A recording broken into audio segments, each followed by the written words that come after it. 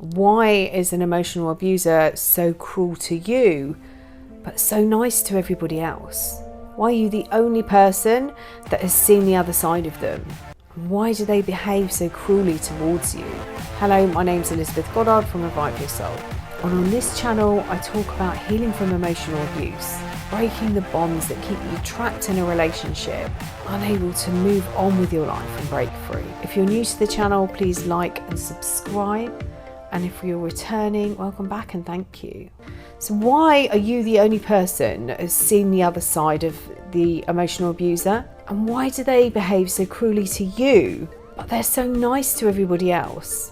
It is so frustrating, and you might be trying to tell people what you've been through and what they're really like. People can't understand. They don't want to listen. And there's a few reasons. When you came out of the relationship with the emotional abuser, people were confused. They can't believe it. It's cognitive dissonance. They're trying to match up the person that they know or have seen or believe they know with the words that you're telling them. And it doesn't fit together. Just like they drew you into their web with their false lies, the fictional world they lived in, they do the same to other people. They've created a false self which becomes their reality. And once they change their narrative on something, it actually becomes real to them. And they've set up a bartering system that works really well for them. They provide some form of idealization, and in exchange, they receive a lot of attention. They will look at an object and they will know its value. A bit like an auctioneer selling something, selling an item. They know the starting price. The emotional abuser does the same thing. They know what quality of supply they will receive in return. So why did they treat you so differently? Why are you the only person who sees this cruel side? They are empty and they are hollow. Just like a vampire, they feed on others. They are a distraction as well as food for them. And they have used you in the same way. When you were able to provide good quality supply, they did the same to you. But the quality of your supply started to reduce. Remember that their relationships are contractual. There is nothing more. They will eventually get bored and move on, or the people in their lives start to wake up to who they are. A healthy person gets joy from giving to others. It might be a gift or helping someone out. They don't expect anything in return. They will help out friends and family members without any expectation. Emotionally unhealthy people sadly don't behave in the same way. Everything has a price or an exchange value. The emotional abuser doesn't receive the desired attention from doing mundane tasks that normal family members carry out. So you might clean regularly, but if they do it, they tell you and they expect thanks. Family life to them is boring, it's mundane. They need to be filled up. They are empty inside. Children don't offer them enough attention on their own, but they do bring attention to the emotional abuser in the way of credit for achievements. Life for the emotional abuser is difficult. They're constantly on the lookout for attention, and they're weighing up and deciding who is deserving. Once they've extracted everything they need from you, there's little left for them.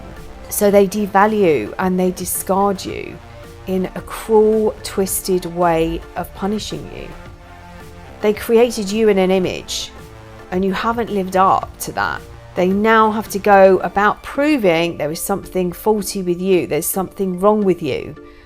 And because they can't take responsibility for their actions, it will always be your fault. They don't have people in their lives, they have objects. And as an object, you became faulty. So now they have to prove it.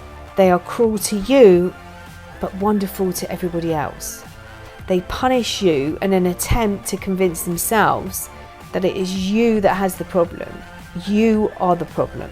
Their lack of empathy and understanding delivers these cruel blows. You were confused, wondering what you've done wrong. Everything they asked of you, you handed over, and it still wasn't enough. And they can do this because they have no attachment to you, because they aren't able to attach to anyone. And they also enjoy the triangulation, knowing you're in pain and hurt by their behaviour, and then further hurt by watching them treat others well. while they're devaluing you. Of course, that is done out of the view of others. Most people can love and at the same time be cross or angry with another person, but the emotional abuser isn't able to distinguish between these emotions.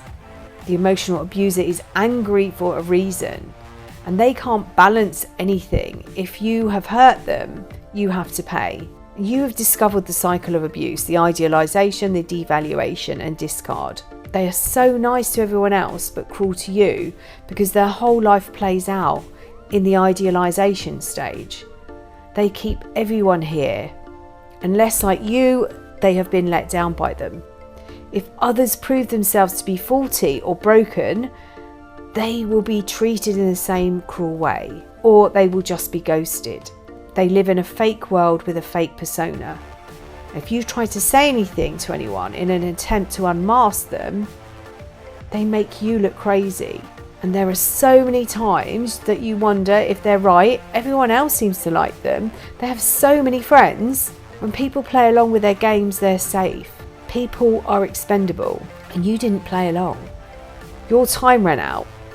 But in a twisted way, they need to prove there's something wrong with you. They need to prove that you are faulty so that they can move on with a clear conscience, that nothing is wrong with them.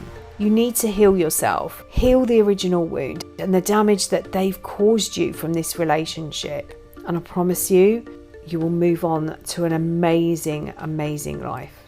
I hope this video has been helpful. If you'd like to find out more about working with me on a one-to-one basis, you can visit my website reviveyoursoul.co.uk, or you can send me an email info@reviveyoursoul.co.uk. I'll put some links to various resources in the description box below, and the links to both my books, Finding Lily and The A to Z of Emotional Abuse. Please don't forget to like and share and subscribe to the channel, and I'm sending you loads and loads and loads of love.